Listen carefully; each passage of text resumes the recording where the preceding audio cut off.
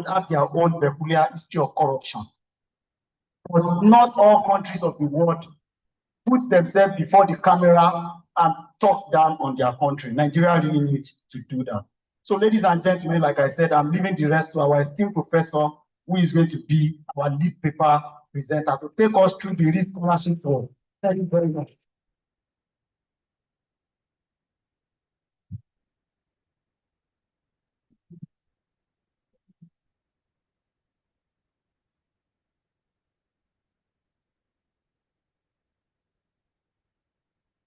My quick assumption is that we enjoy the presentation of our keynote speaker. To further affirm if my assumption is correct, please, let's appreciate it one more time.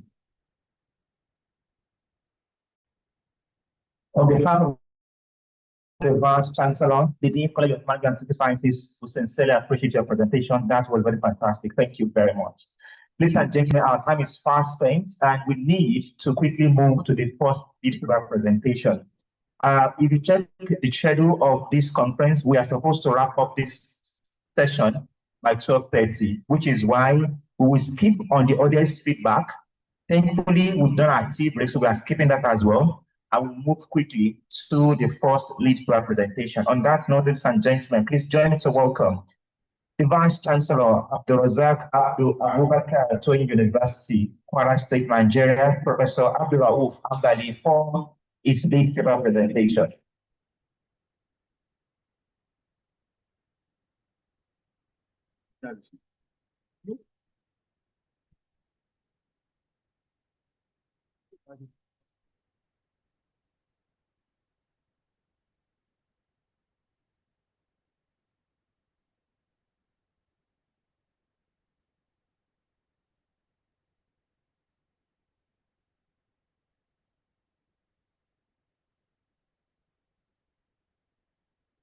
بالله من الشيطان الرجيم بسم الله الرحمن الرحيم رب اشرح لي صدري ويسر لي امري واحلل عقدة من لساني يفقهوا قولي. A very good morning to our amiable Vice Chancellor, Professor Olayinka Rahmata, the distinguished professor that I know very well, a very capable woman. What a man can do, a woman can do better. It's a round of applause.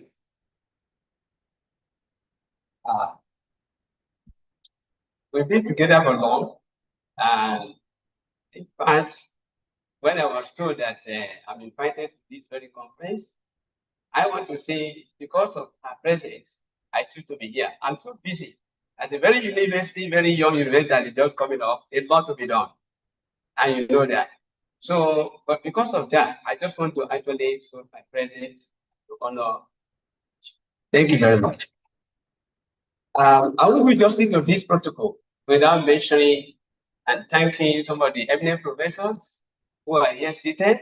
Professor Olalude, one of my very unique colleagues in the area of political science and other disciplines in management and social science. I greet all of you. The Dean of Faculties, the HODs, all invited guests, our keynote speaker. In fact, it's good to have a very good, vibrant student or a delegate that's going to represent you. You have done more than, I believe if that prof is here, I cannot do it. I'm very happy. I also got some of my PhD holders here whom I provide directly. I greet all of them. I think one of them already left this university for Oyo, if I'm not mistaken. That's Dr. Garba. Yeah, thank you very much. Also, I have Olatuji here, HOD of Food Science, and many others. And I have my colleague that from youth that we've been coming together. That is the person of Dr. Dawood Balogun. When I was speaking Arabic and I started with that, you'd be very surprised. I'm a professor of political science and administration. But our background is starting from Islamic study. We studied together in Egypt. We started by Arabic career. Later on, we saw that yes, knowledge was able to combine both. So some of them are holding combined honors. Then now we now start and continue like that. So Dr. Dawood, I greet you and I thank you most sincerely. Yes, the topic given to me, I'm sorry if I left anything, but I really appreciate all the audience from A to Z. So from every discipline, you are mostly welcome to this very important team. So the team is very clear, identity, migration, and development in the digital world. But the topic given to me is a bit different from this. And it's good for me not to speak on the team again. What is given to me is ICT, digital economy, and sustainable development in Nigeria. Sorry if it is not displayed, but so I've given the paper out, but later on, perhaps maybe you have access to it. To start with, ladies and gentlemen, the keynote speaker already spoken about disease that have been nurturing in Nigeria for long. There's no any part of the world that I have not been to. We left Nigeria in the 80s. We came back in 2014. We've seen the world, to be sincere. Top of anyone you can mention is either by scholarly presentation or whatever, I must have been there. But one important thing that I saw that actually will be the first point of our discussion today is what we can be able to actually leverage upon on ICT. All our problem in Nigeria is because of the ICT. We did not actually integrate it into our administrative system in the beginning. We still remain analog in many things. But before going on, let us quickly define this concept of ICT first, a little bit. I'll just only shed light a little bit that the ICT by definition, it means the use of digital gadgets to be able to actually communicate, not only communication, to be able to process and achieve a very advanced, yes, objective of the nation in a way that can be able to actually surpass the economy of the nation. I put it this way because I don't want to be using their language, those in ICT. You will say ICT is a combination of IT and a communication technology. It's beyond that. It's beyond that. What we know this ICT for is that everything that we are doing in the world is basically rested on ICT. But did Nigeria woke up earlier, before this time? In the 80s, yes, we are coming up a little bit. But even during the colonial masters, we discovered that the ICT is only meant for administrative purpose. Putting in what you want to do, and then the coming of maybe computer. I still remember the coming of those days, and after doing that, Microsoft Word, then we now move it. Well, the ICT is beyond that. Whatever we can be able to do with the ICT is far beyond that. And that's the area where Nigeria is not paying attention to. And I wrote in this paper that Nigeria being the largest economy in Africa.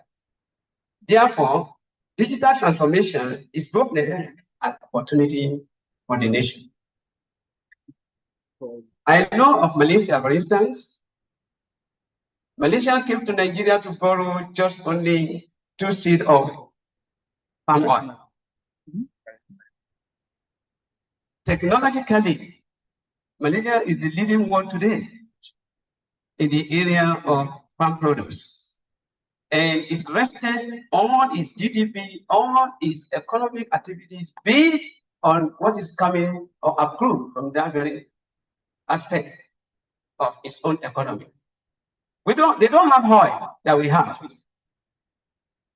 What is actually making them to be a nation today, basically, they actually rested on ICT. And being a student that lived with them, at least after leaving Egypt, I was in Malaysia for complete 25 years before coming back of my life. We were able to see. Immediately after getting that 2 seats, can you imagine? They went to go and create a university, we call it University Technology or University Putra Malaysia. Let me start with that one.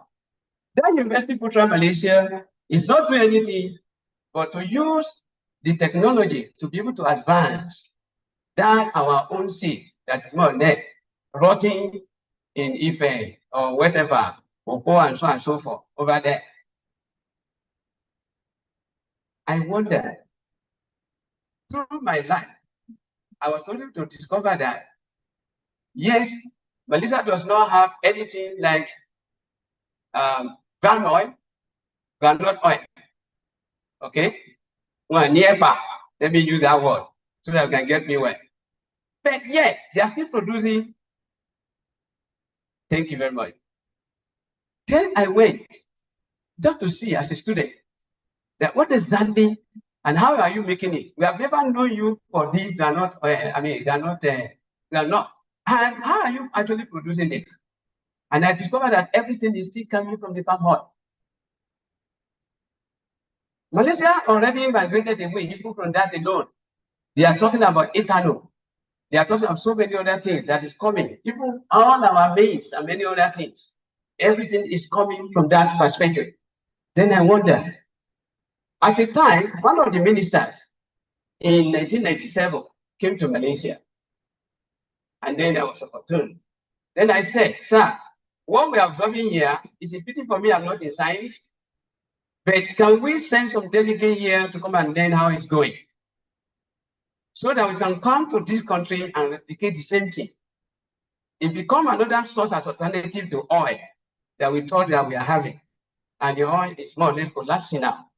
So what is going on in Nigeria? We are there with only our oil. And technically savvy, Malaysia as it is, they created another university called University Technology Mara. After my graduation in 2005 as a PhD holder, so I moved to that university and I was teaching. You'll be very surprised that even though I'm not actually from science, but a lot number of what I can do with technology. So many of these people in the area cannot do. It's not a question of, okay, whether you have theory or you have practical. We are trained and we know how to do it. And that has actually become a lot when we are talking about data processing. We are talking today about data economy. Academic. Many of you in sciences, whenever you want to actually do any paper, majority now rely on sending their samples to all other parts of the world. And you can testify to them, then you want to lie to us. But most of the machines that we're supposed to use are not here. But supposing they are here, were you trained technologically on how to use it? If you bring somebody, we talk about technology transfer, which you already mentioned by people keynote speaker. Yes, if I thought you ship the technology to Nigeria, the question now is that after 2 or 3 months, Oyibo will go and show you who will start, who will continue. Any little bit default that comes to it, then you abandon everything, and that's the end of it. And that's the reason why many Nigerians don't want to invest down, because we used to talk to each other in diaspora. That bringing your money to Nigeria, all the peculiarities and pedagogies that are supposed to be in place in terms of ICT, in terms of technology, are not there. So you only start off within 2 or 3 months, then you fall off on the way. It means all the money really what? Already gone to where? Let me just stop that. And to be sincere with you, where is the fundamental issue lie? My Vice Chancellor, ladies and gentlemen, I saw where the fundamental problem lies. Before I left Nigeria in the 80s, most of the secondary schools were really equipped with what? With many technology with the hope that we are going to start with 3-3-4 what system. I don't lie. I don't know. You know, we already left. I told you in the 80s, I left. Now, seeing that everybody is now doing what you call SSS, I think JSS and SSS. Thank you very much. Then I asked, this JSS and SSS that our students, sorry, our kids are actually going through, what does it actually result to for us? We already deviated from original plan. The policy plan then was that we need to separate our kids from one another. They are not equally talented. We already put them together now as if they are the same. Some of them physically, they are good. When they see anything, they can learn. And that was the original purpose of it. That means when you get to year 3, in this case, if you are the one that can continue, you continue. Otherwise, you go to vocational study. And then, now you can see, the phone I'm holding here for the first time, I still remember, in the year 2003, then I went to China from Malaysia. Then I was asking, just to know, I'm curious, that this technology that is coming, majority are actually coming to us. And it's being made by all these small kids. Because the agencies and all this technology are really for them. But because of what they already have, it's not like a model. They just like maybe a kind of a toy. God bless you. And then everything now becomes reality. But if you want to replicate it in Nigeria, that means we are going to start all the way from, I don't know, something that already left in the 80s. Nobody is trained. And we did not actually put our own kid in that perspective to be able to see. And that's already a big problem for us. So if we are talking about the technology, I think we still, the Minister of Education, I think he has a lot to do. Perhaps we need to reverse. Honestly speaking, if you still want to actually match the world, learning on the job may not make it. We're supposed to have it. You never see any Japanese, any of these Chinese coming to Nigeria with degree. What you are going to see with them is HND holders as well as that of diploma. And when they come back to Nigeria here, they are better than what, I'm sorry, some of the professors. Professors will be in theory, but when it comes to practical, you have to actually reverse and put aside. That's the truth of the matter. And then we are deceiving ourselves. Because what they already learned from their youth age up to now. Okay, my children in school with some of them, all of a sudden, after year 3, we didn't see them again. I didn't even know that it's the same thing that we copy from the Asia. Honestly, at that time, in the 80s, that they brought all those, equipping most of all the secondary school with it, just to separate and see. Now, we already have a problem with industrialization in Nigeria. If the government wants to come into industry now, where are we going to get the manpower? Who will do? And then we are deceiving ourselves because we already due for it. And Malaysia, for example, in 1987 precisely, I still remember Tun Mahathir, who was the president and the prime minister of that very country then. He just wrote a book in a speech and he mentioned, look his policy. Me as a student of policy, so I quickly ran back to him. Unlike in Nigeria, where we cannot see our president, you are free to actually move to him. And I went as a student. He welcomed me and I said, what do you mean by look his policy? He said, my brother. Because as a Muslim brother, we always say my brother, my brother. What he did for us was that said, yes, I said look his policy because I've seen that we've been following the West for long. And we have never developed. So the best thing I can do now is, since I already equipped myself with technology, I need to actually move directly to Japan. That's what you mean by East. Because I'm also in the Southeast Asia. So then he partnered with Japan. What he did was that, of course, as a delegate of only 12 people went there. Then with a course of 3 years training, and so then the GR box and nothing else. You can go as you are sitting down. There's no any kind of vehicles of different type and series that you are not going to see produced by Malaysia after the returning of those 12 people. So now, in that case, through the technology, through the ICT that are already integrated, all right, both the hardware and the software, the country already moved to that level. I met Malaysia in black and white. Yes, we knew the history. But on getting there now, one of the most important Southeast Asian countries today, of which Dubai that you are talking about, everybody is admiring to go. They only woke up in 2009. That's just it. That outcome that Malaysia, who doesn't have anything, will now be the one that is leading in this Asia. It's not possible. So, and of course, because they have money, they have everything, so they are able to actually move rapidly in terms of development. Listen, gentlemen, I've said a little bit about technology, but if you are talking about the development, digital economy, because that's the topic given to me. In the digital economy, I've seen the integration between the two. There's no way you can be able to actually develop a country's economy without already equipped with that pedagogy of ICT and digital gadgets.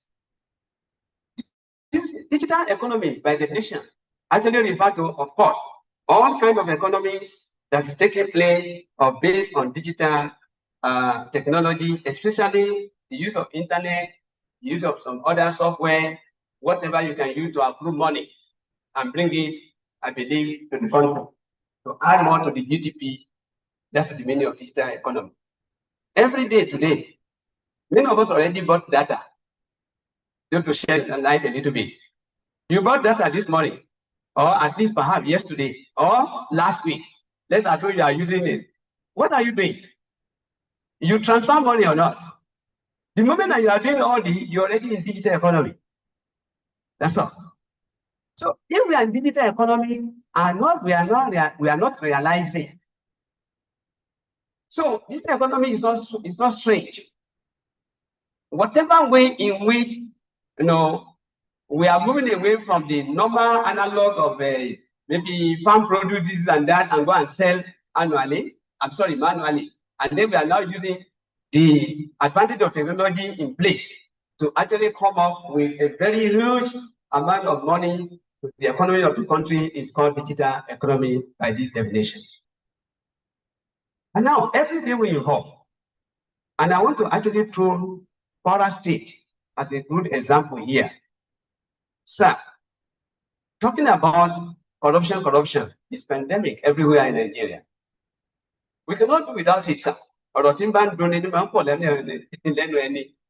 brother, who say we not say it. We will know where we are going to be saying it anyway, but when we are within ourselves, we must say it. I came back from Malaysia in 2014, I said before, and 2015. You already heard of KWRS. I don't know whether we are familiar, but it means Kwara State Revenue, Internal Revenue. So we call it KWRS. I want to quickly tell you the integration between the two so that you can know what you mean by digital economy very well. It's good to actually use to illustrate. I have a friend called Awodo. He was a doctor then. I think he was a doctor around 2012, thereabout. So then we were talking. Then I began to narrate what is going on in Malaysia to him. And the PPS to the governor at that time, that is Ahmed, Badai Ahmed. So he's a friend to him. And then after all our discussion, and what do I say? I said, honestly speaking, what is actually leading to the major problem in Nigeria, I have discovered it in 2006. Okay, how? So, 2006, I was writing on corruption. What happened? I came home and I didn't know that, yes, the Malaysia government changed a policy that, because I came with Madam, they have changed the policy that any of your kids you are no longer attaching to the passport of the mother. So you have to actually look for, our home or his or her home. So immediately I read that, I said, I think it's a miscalculation for all, for my dad to come and deliver in Nigeria. And that's the only kid I deliver in Nigeria. All of that. All right. Then I made sure that they did not claim, okay, those part of the world. They are claiming they are Nigerians. So I went to immigration office. They now told me that the machine is not good. Machine is not working. And I have my limited time. I have just only 1 month leave to come and go. So immediately I went there, after 1 week, somebody just called me that, okay, you've been coming. What's your problem now? I said, my problem is that I wanted to get passport for my kid. We mistakenly deliver her here. And as a result of that now, we cannot attach it to the mother. Say, so that's the only one you are. So you are looking for passport and you are coming and coming every day. And then he saw you pass me then.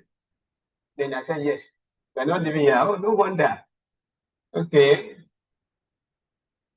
It's a very funny lie. That thing actually, I shed tears. Yes. Since I left Nigeria to that part of the world, I've never seen anybody getting a single problem from me. So it become, something else for me. See, so you're getting shiny, I'm getting shiny. He now told me that, okay, what you are going to do now is come and see me tomorrow. Okay, that tomorrow I said, impossible. All women, it's only God that will reward you. I said, if it is 10 years that my wife is going to get that passport, you come and meet me. And I left. And then what I did was that immediately I got there and I quickly told, okay, my wife that when you are there, I quickly put on the questionnaire and everything. Please do for me. So administrators were coming. We are lucky. After a month, they came back with the passport, but paying nothing. Because I still want to maintain my policy.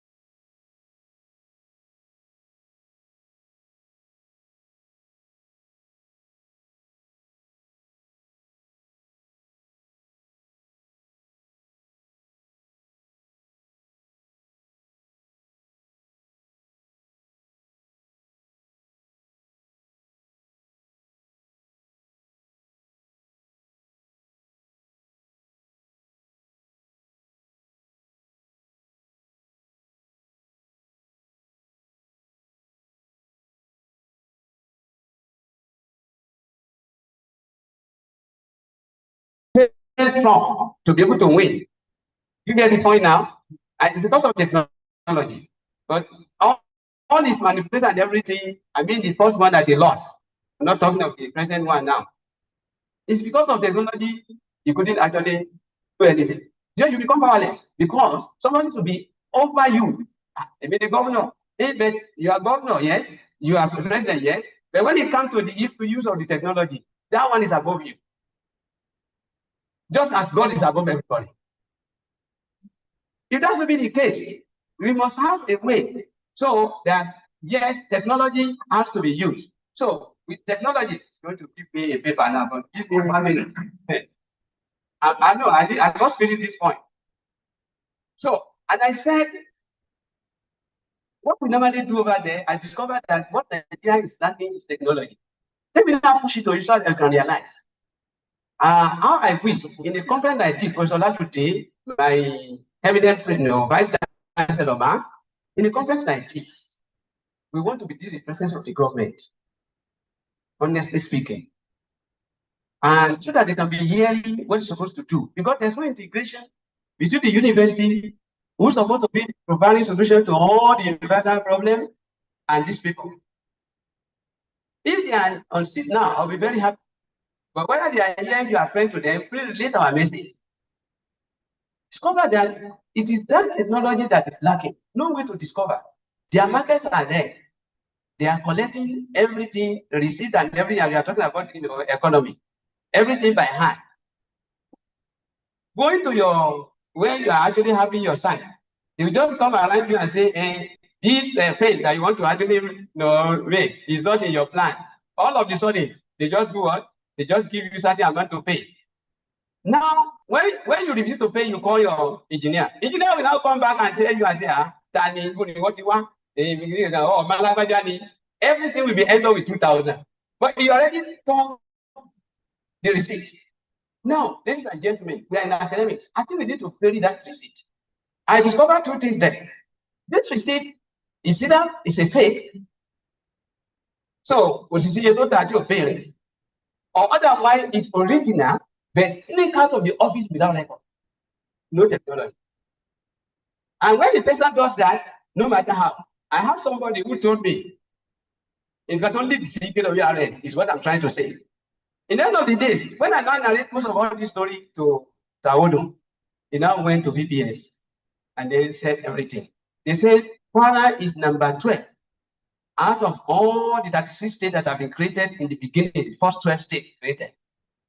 But they are the one taking the least or the last 36 out of 36 in terms of allocation. Then I asked, what is the formula that they are using for allocation? The formula that using for allocation is how much you are able to actually get in your own, region as a state. So it means that they don't have a single money that is coming.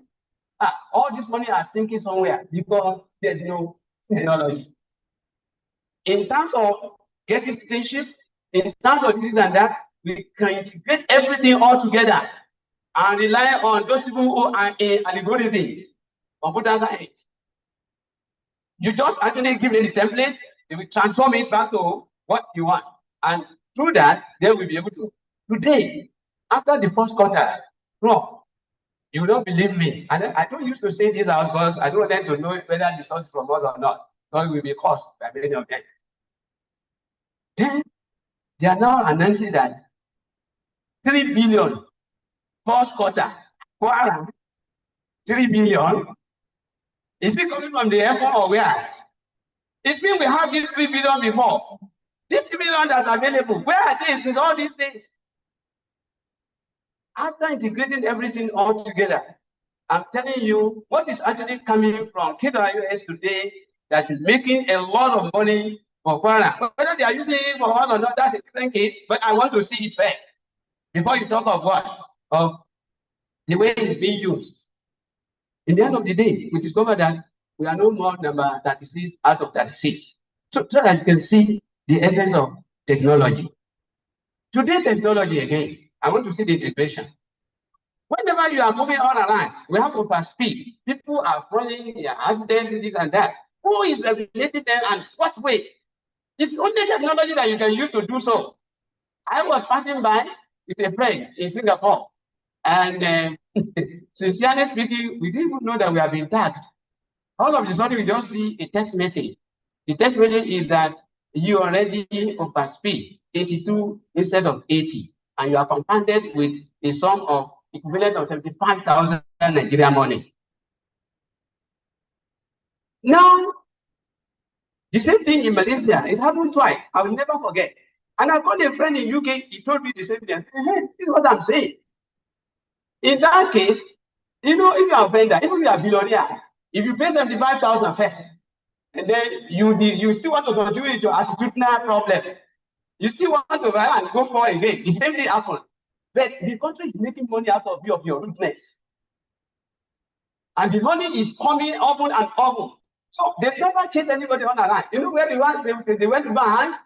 Whenever you want to renew your license, you just think that you are denied. I want to use my card, usually we rely on this card. You know what I mean by that? You use card to buy so many things. You get to petrol station, you go, you serve yourself, You get to this and that, then you are denied. You ask, what's the purpose of being denied? You say, go and check yourself. Then you go there now, now tell you that, oh, so did this and that. Okay, a lot came to you, but you need to pay. So it's you already entered hemorrhage in Tinka, Lagos. Now you are going to pay. Times 10 of what's supposed to pay. Now who are you not to pay? That's why you see many Nigerians whenever they are moving. When they come to Nigeria, they become arrogant. When they get there, they don't change with people. Change to better in the world. Okay, what? This technology, this power, and we have to use it for it well. We did not do. Are you with me? We did not do it, and that is what is actually clean our economy in this country. Everybody does whatever they want, and then they go away with it. Instead of making a hell of money out of it, and they will need to give it up. The finally start. Somebody is coming behind me. So I simply want to say that no matter how we are talking about technology, apart from the government coming with a lot of framework that they can do, it's better. Are you getting it? So, sir, I want to say that we still have digital divide, and that's the area in the Nigerian government needs to actually open their eyes to. Even their governor, so it's supposed to actually look into that. This internet, no matter how we can say yes, we need it, this and that. If government will is not there to be able to actually close the gap or bridge the gap rather between the house and the house not, there's no way. Today, COVID-19 already taught us a lesson, and you know. Some Nigerian universities are just coming up to actually meet the academic something that they already lost. I don't think something is among them. Sunday always be.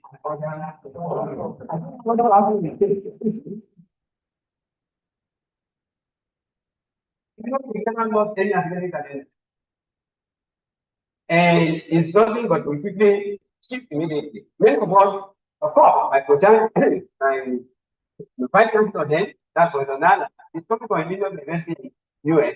So use of technology is not new to him. Neither me as I really planning. The most longest staff in the history. So we do that one to be for that way. It did not do anything. And I thank God. But today, of course, we started with the blended model. So now we're already moving to open access, and we even put a center for that. And I know one day you're able to do that. How I wish I can take everything in Abrasan, Abubakar, Tony University. I wish you come and see. I did not start saying the student man was appointed. I said, until I see what I want. You already include that university with Bible. It's very expensive. Many universities don't want to go for it. And I insisted that if you don't do this, I'm not going. In fact, down to my proprietor, we have done it. Now, in this case, we have to actually need to the internet. If I enter this university, immediately the people is supposed to be saying, I believe you are there. But if not there, put it in mind. In terms of security wise, I also belong to the people that actually did security index analysis of Malaysia. In 2002, I was rightly appointed by the Prime Minister.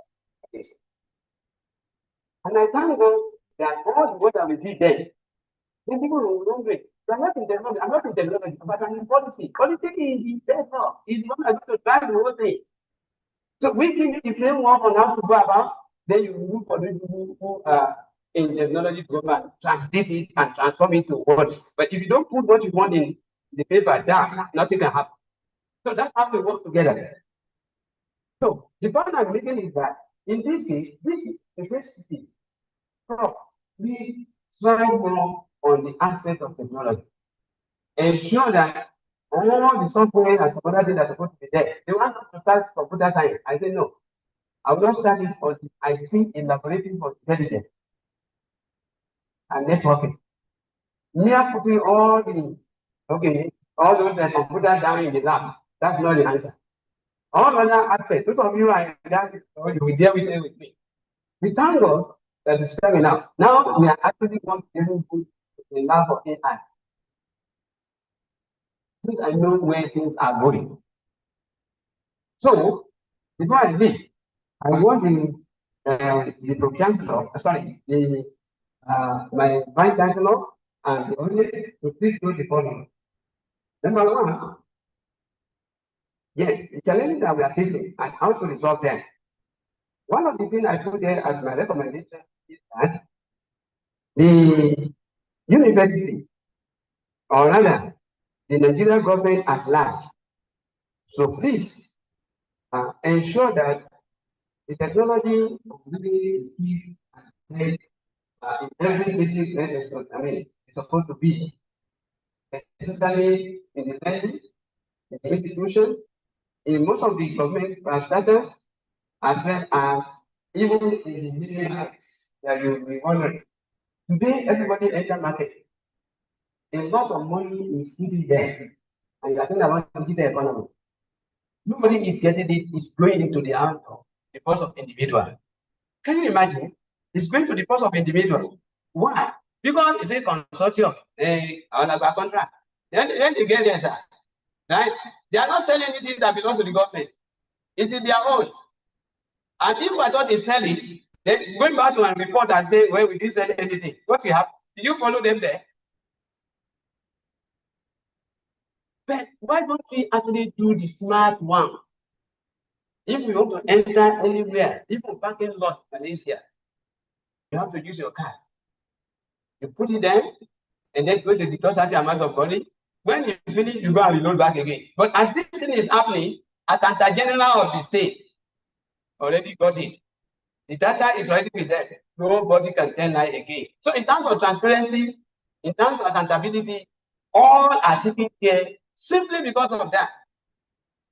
So it means that in every aspect, we cannot do without technology. And that technology is related to your propensity of getting a lot number of what we refer to digital economy.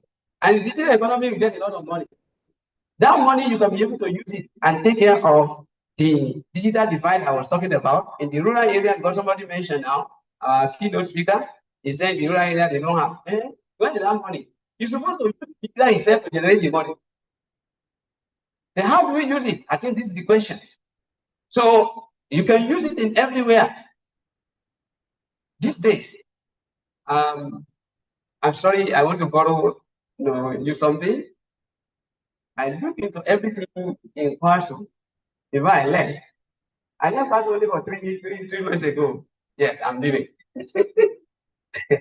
So 3 months ago, but before I left, and I said, what we can be able to do now is that let's take advantage of technology to drive more money. Our students will enjoy. They become what? A win-win game. Then we have them to actually, pay for data access anywhere they are, whether they're on campus or outside the campus. Then we partner with other technologies, and through that now, if a student is paying something like 7,000, for instance, maybe you have a student with us, they are not lying to you, we are the one who are there to pay. But it actually helps them all a lot. You can download anything you want. Exactly those of them in mercy. All the people that go and buy, you don't need to buy.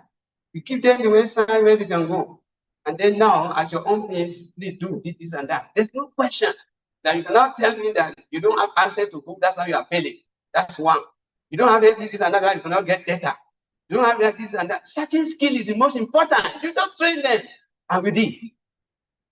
After we did that, we know what is actually left for us as our own, because since we are partnering with somebody who brought the proposal. So, and in that way now, so it's a win-win game. Student is benefiting, the investor is also using their balance. So thank you very much indeed. I thank you most entirely.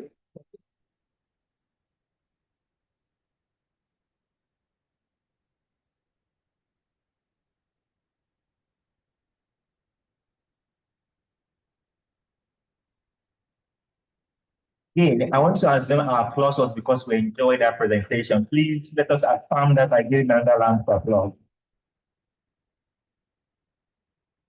I said earlier that we should prepare ourselves for what promises to be a very intellectually stimulating engagement. And our experience so far has proven that. If we are convinced, please let us appreciate our speakers one more time. Thank you very much to the Vice Chancellor for that presentation. Ladies and gentlemen, I want to recognize the presence of the University Bossa Aja Selifat Adibadugumam. Thank you very much for joining us. We said appreciate you. And the University Librarian, Dr. Bakri Sorabide, thank you very much for joining us. Our time is fast spent. We are supposed to be having the first technical session now, so we will not be able to take audience feedback yet again.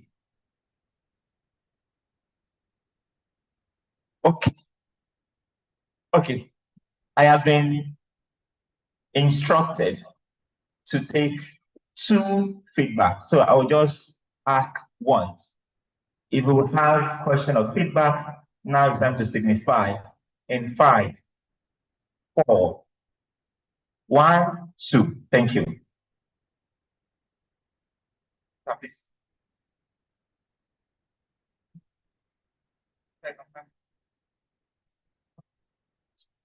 Thank you, sir.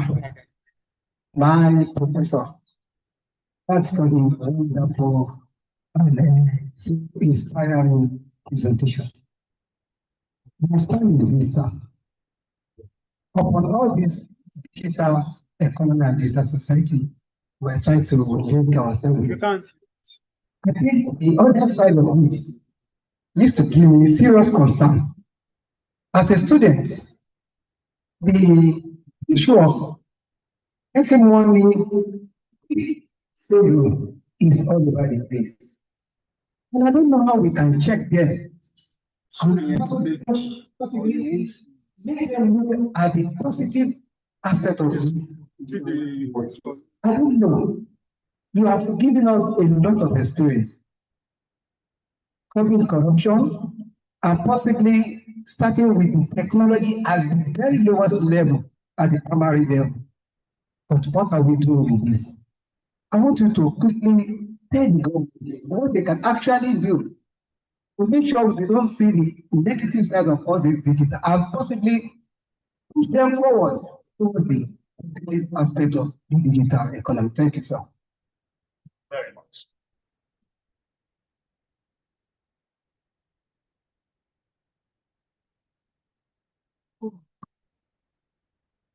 Distinguished professor, my name is Dr. Bisi Olaunmi from Adeleke University.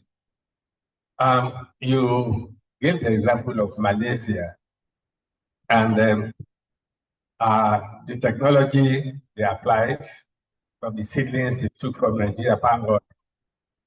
And that takes me back in time to leadership and the focus of a country in terms of defending its integrity and product.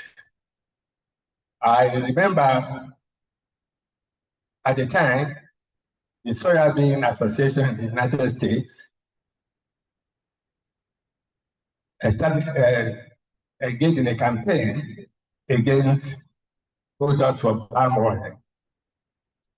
And what happened was that a disciplined leadership in Malaysia sent its scientists to Washington, D.C. and had a conference on Capitol Hill to challenge the marketing of palm oil.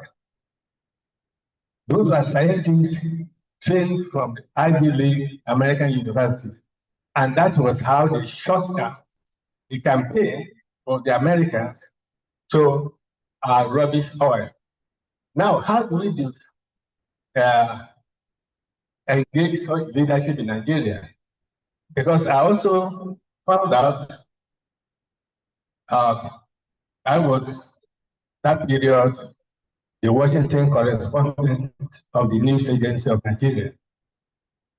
I was also privy to some of the happenings at the World Bank.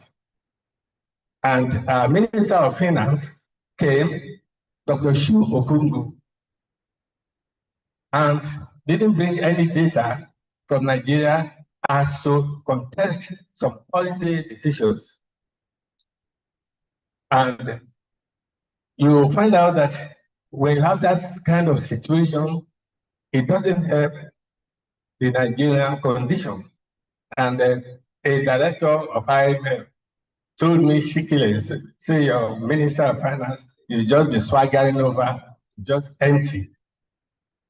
So how do we create that kind of scenario whereby the leadership in the country can be proactive in fostering the interests of Nigeria? Thank you.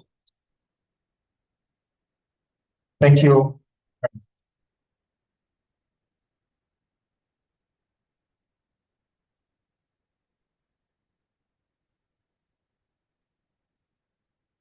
Thank you, my Vice Chancellor, for allowing me to say one or two things. Yeah, thank you, Prof. Thank God that you are a scholar from political science. And I can agree with you. I know Dr. Awodu. Awodu did his master class. I know him fine. Yes, I agree with the technology. But technology can only address at sub-national level. But the national context that we are talking about, that is Nigeria precisely. But do you think that the nature of Nigerian federalism doesn't need to give attention to when you are talking about policy formulation, policy implementation, and policy evaluation in Nigeria context? Thank you, sir.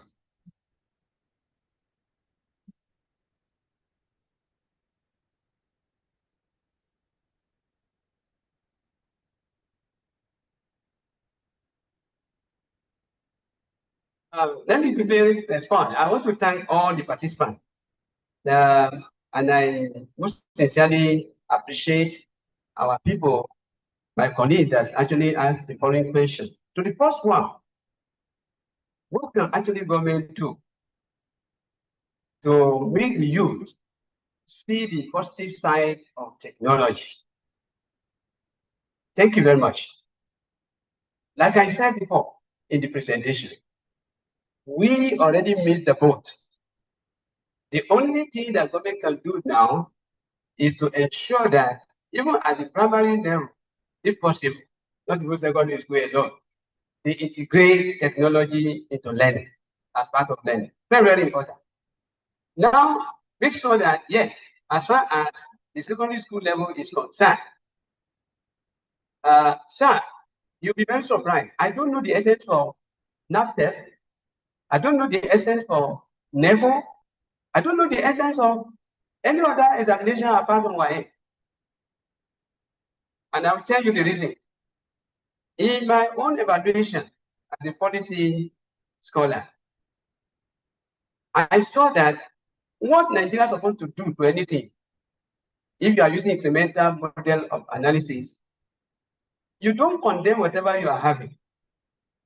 All you need to do is to see the area of improvement, rather than having a lot number of examinations that our students are doing now.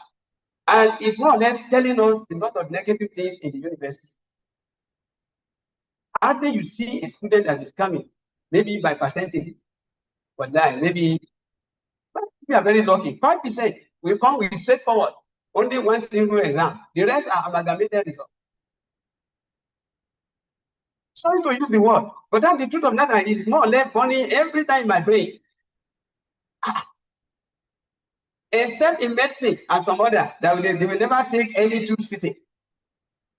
The rest is a combination of this and that. But you don't give room to it. We have a lot of numbers in the universities, but empty. Are we not the cause? So it is still coming from that because it's money driven. This one will come to you all of the sudden, then it now become a body. And then you see the National Assembly who will be putting them on the Nigeria Act, the Constitution. And then they will say, hey, we have a gazette that already give us this. And they will be repeating the same thing again. Duplication of effort for nothing. Even accreditation, you will see some of all these body and body. They come. Then they tell you this and that, but you are still relying on what NUC gave to us. What are you doing here? What are you doing that is different? I think it is policy issue where the government is supposed to actually come in and rearrange, okay, the mentality of all our kids. But you cannot do that by fiber. It has to be policy framework, which is going to actually revive our loss. If we do it, I believe it's going to help. And it can also reshape our education and the quality in the university. This is very, very important. When I have an opportunity to be last year, one of the conferences that's actually held in Kulu. So I was there, just. So I was there. Then I was at the floor of presidency said, I was now saying that, yes, what we need to do is that policy, you are the backbone of the government. You people that are sitting down here, all areas that you are seeing, you are the one that are going to be feeding the Mr. President. And be honest, not also money driven. Because if you don't tell the truth, they will say that everything is okay. And then you have Nigerian NIPS. So that's the Nigerian Institute of Legislative. They are also there. They are not doing anything than to actually be feeding the government with the right policy and doing research. But the problem that I find in Nigeria is that they don't do research much. The research is always in the laptop only.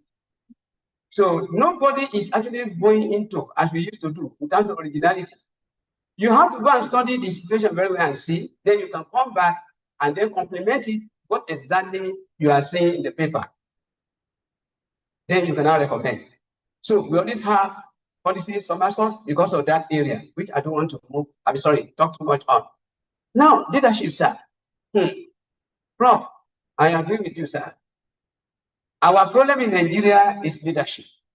Is it not the same leader to Mahathir? He spent 23 years now as prime minister of that country. 23 years. And they are also democratic state or nation. But how? Immediately he took down the leadership, he was looking into how to save that very country. And the first thing he did was to say, okay, some of all the things that we have been doing before, which we saw, how do we provide solution to it? And that's what I believe to be a leader. You are dealing with a problem, you are not thinking of how to solve the problem that your people are living with. What are you actually doing? It's like a professor. If you cannot produce a PhD holder, what are you professing? It's a journey together. On your part, on his part, it becomes your pride when you are able to graduate him or her. But you are the one that is going to actually hold the bottle very well and make sure that you don't drive me wrong. That's it. And of course, that one also, who is your follower, also will do the same thing. So, I make sure. The point I'm making is that the Asian countries, not just only Malaysia, all of them are like that. They always take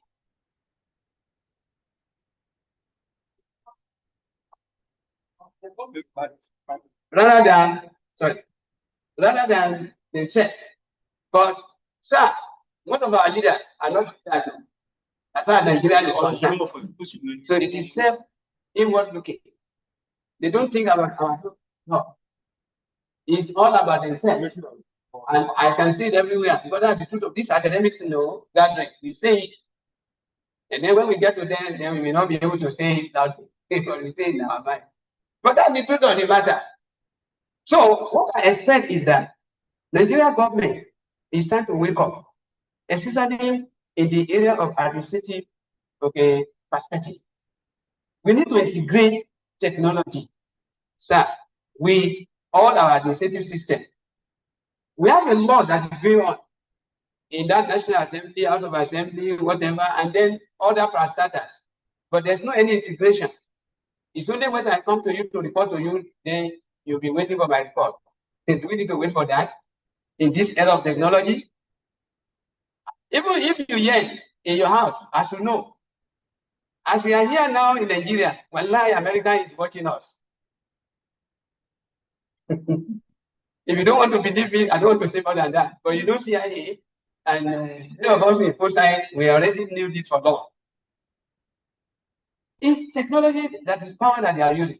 So I believe that our people, if they have political will and they still want to do, there's no any country that has a lot of money like Nigeria. That weight is just too much. But why we cannot take advantage of it?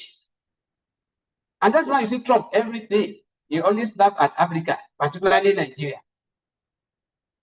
He will now be telling, I think you are listening to some of the speech that he made about Africa, and particularly Nigeria. That you have all these. You see, what Martin told me that time when I was still a student is that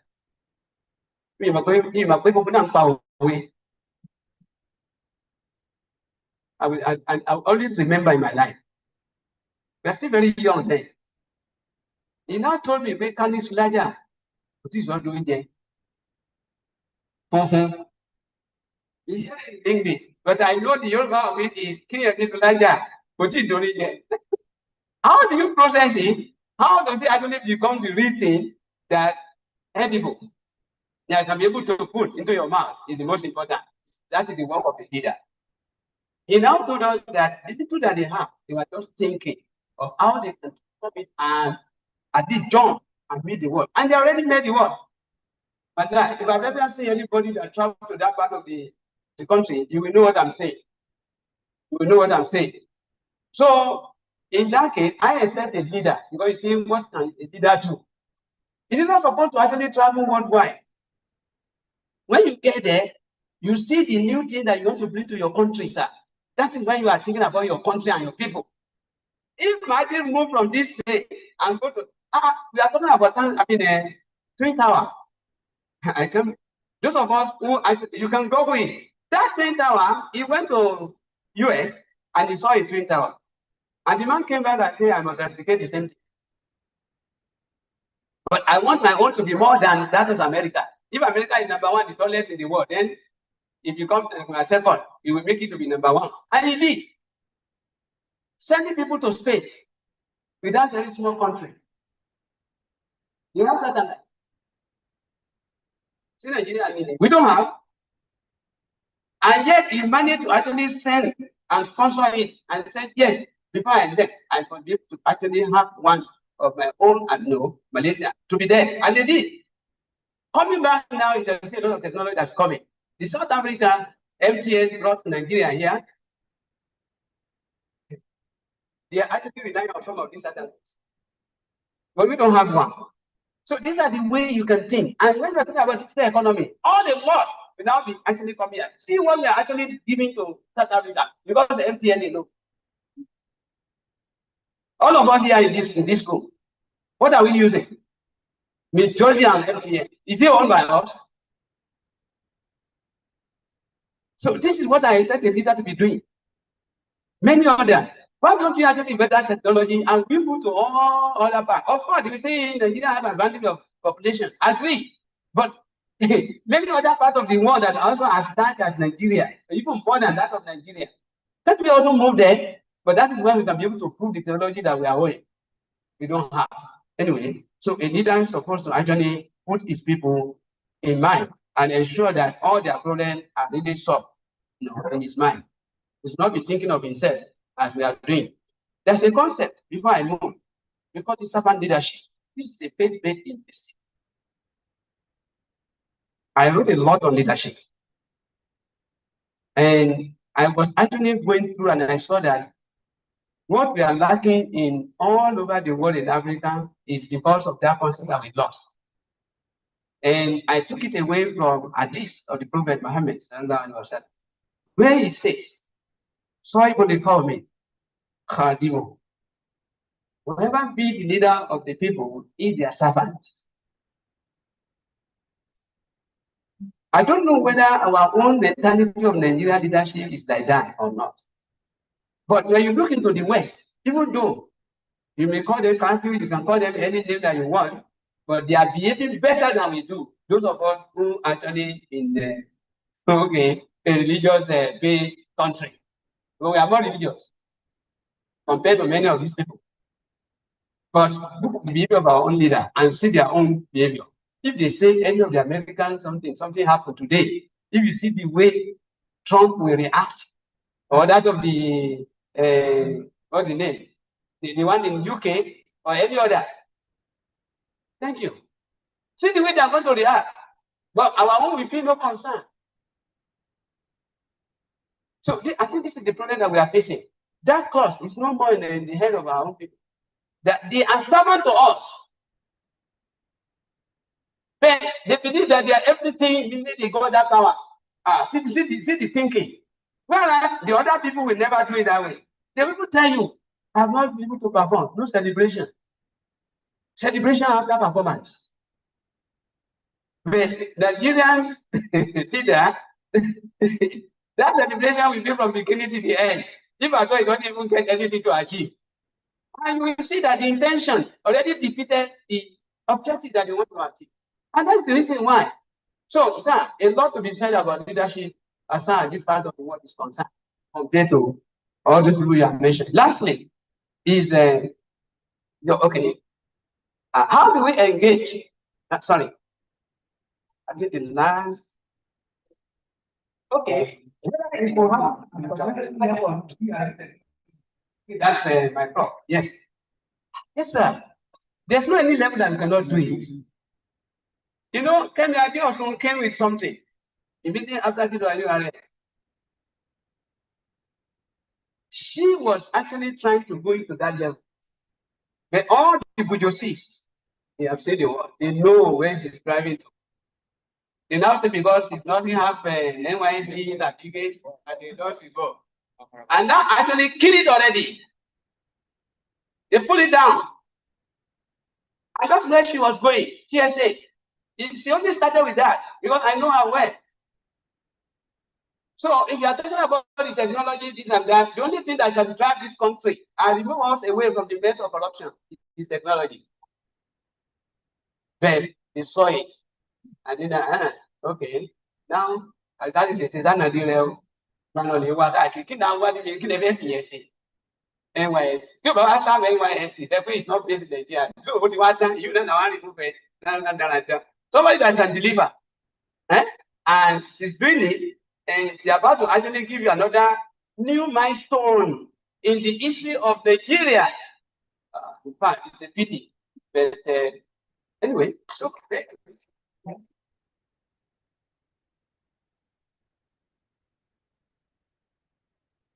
Once again, let us appreciate Professor Abdul Ambani for that amazing presentation. Thank you very much, sir. We are very far behind schedule. We want to appreciate our keynote speaker and our lead presenter. I want to respectfully invite the Vice Chancellor and the Dean to please help us in the presentation of a gift and an honorarium to our lead presenter and our keynote speaker. Ma'am.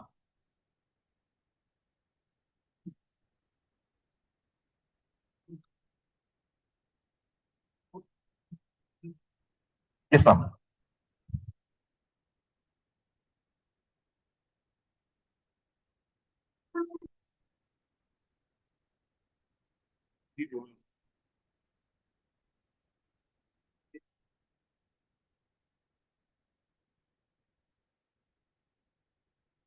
So on behalf of the college, want to thank the provenance of the conference to our keynote speaker. Really appreciate your presence and your time for this week. Thank you.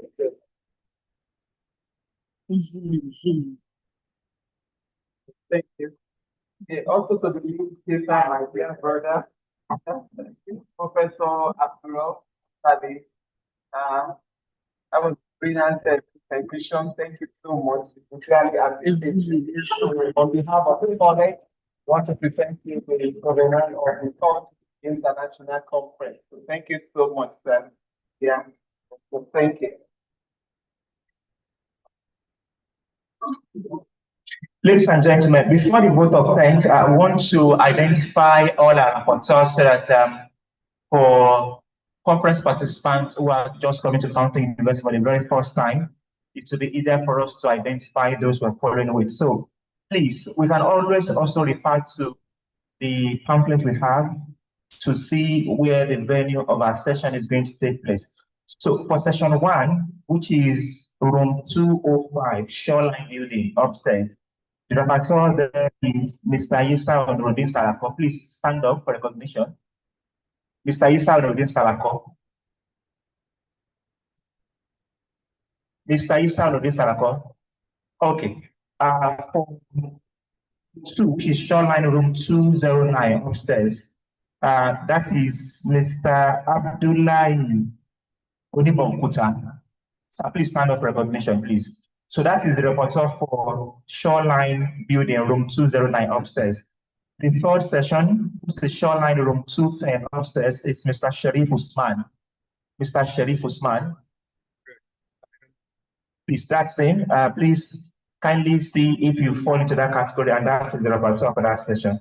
For session 4, PG Seminar Room 1, we have Mr. Biodun Wakil Fasansi. For those of us in that session, please let's identify with him. And the 5th session, which is going to take place at PG Seminar Room 2, that's Mr. Ibrahim Bidebi Abdulatif. Please, that's him at the rear. Please let's identify with him. Thank you very much. Ladies and gentlemen, to give us the vote of thanks, I want to invite the chairman, local organizing committee. He has been moving up and about, and I think, please. Okay. While we await him to get here, I want to quickly request the member of the ITB to please come forward for us to take a group photograph. Ma'am, please, to take a quick group photograph.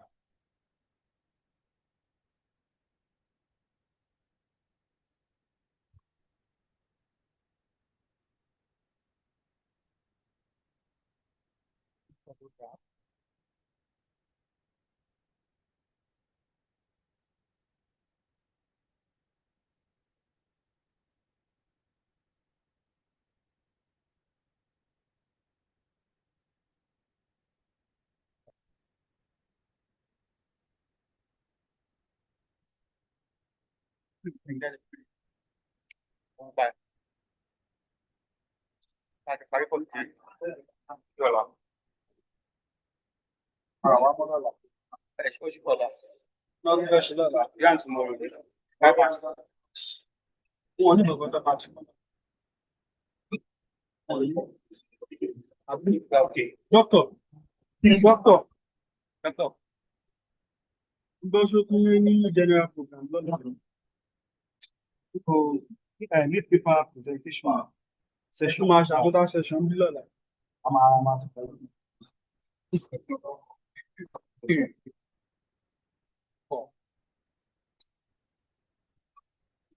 Thank you very much.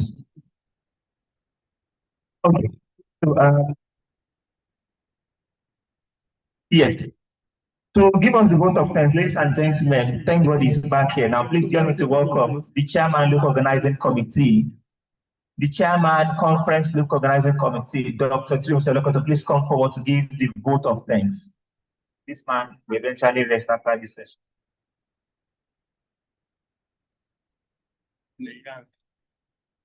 Assalamu alaikum wa rahmatullahi wa barakatuh. It's a privilege to be the chairman of this conference. It's been a very serious work since February that we started planning this program. So I want to thank the Dean of the college, Dr. Rahimat Ademira, for the confidence she had in me. And I also want to thank the Vice Chancellor for her support since the beginning of this program. I want to mention here that they will receive a sum of 500,000 naira from the university in support of this program. And I can say it is on the benefit of this morning that we have our students to benefit on this program. If you observe this, our students paid 20,000 naira. And they get more than what they paid for in the course of this conference. So all thanks to the Vice Chancellor. So I also want to thank the members of the committee for their resilience and for their doggedness in the course of this program. We have cause and resolve, and I want to pray that Almighty Allah will reward every one of us more than. So we are not getting anything from this in terms of monetary reward, but we only pray that Allah will reward us. And I also want to thank the students who are here present for their commitment. It's been a serious work, and which some of you will not have done if not for the benefit of this conference. So this conference has made you to do more work than required. So we have some of you having sleepless nights, but we have the course, we have the time to present your work. I also want to thank the keynote speaker who has given time to come and make it with us. We have been studying Professor Dion for the past 3 months now. So he wanted to come in person, but he said, okay, he's traveling and we'll be coming back, that they will not make it. Say, okay, okay, what can you do? Can you give us another person? Say, okay, looking for that. So, and now he has offered us Madam Abdubantis to present. And you all agree with me that the presentation is top-notch and very, very fantastic. So we thank you for the well delivery. Then Professor Ambali, we contacted him very late, very close to the conference time. And we are so grateful to have you here. And we do not really, at that time we were disappointed. There was somebody we called from Abuja to handle that section. So even that section, we don't even know whether it is related to his field or not, because throw it at him. So we were saying that, okay, if you cannot have it, you will tell us. But we thank you for doing your best and delivering effectively. So thank you so much. For all my colleagues, all including the dean of various faculties, I want to appreciate you all for making it with us and for allowing your students to come and join us in this conference. So thank you everybody for coming, and I wish you a very pleasant conference. Thank you. Ladies and gentlemen, I want to once again invite the University Missionary Dr. Isa Wahid Badmos to give us the closing prayer, after which we will be taking the anthem in reverse order, starting with Fountain University, that of Osun State, and that of the Federal Republic of Nigeria. Thank you. Please, let's still remain in the hall to see that end. Alhamdulillah, Alhamdulillah, Rabbil Alameen. We thank Allah for giving us a successful ending of this opening program, and we pray to Allah to be with us in other programs. And anytime we are going back to our various destinations, we pray to Allah subhanahu wa ta'ala to take us back there safely. Subhanahu wa ta'ala, Rabbil Izzati amma yasifun, wa salamun ala al-mursalin, walhamdulillahi Rabbil Alameen. Ladies and gentlemen, please, after this session, there is break for lunch till 2:30 when the technical sessions are going to start across various halls. On that note, I want to kindly request that we please stand to take the anthem of Fountain University. That's all.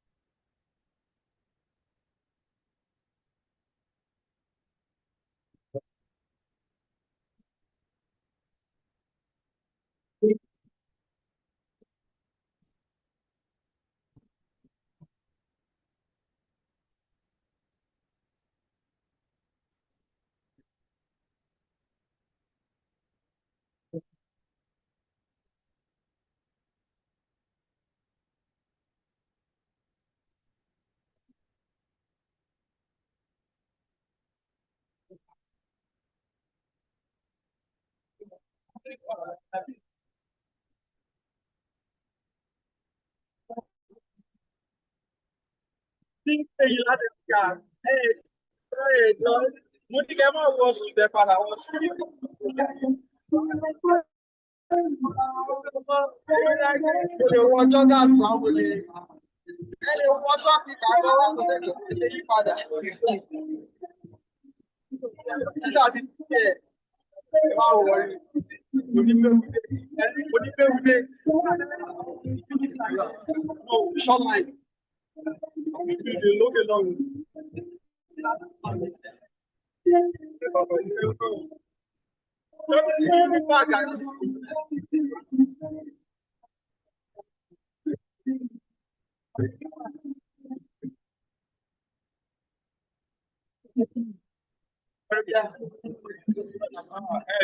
Sáyé lónìí.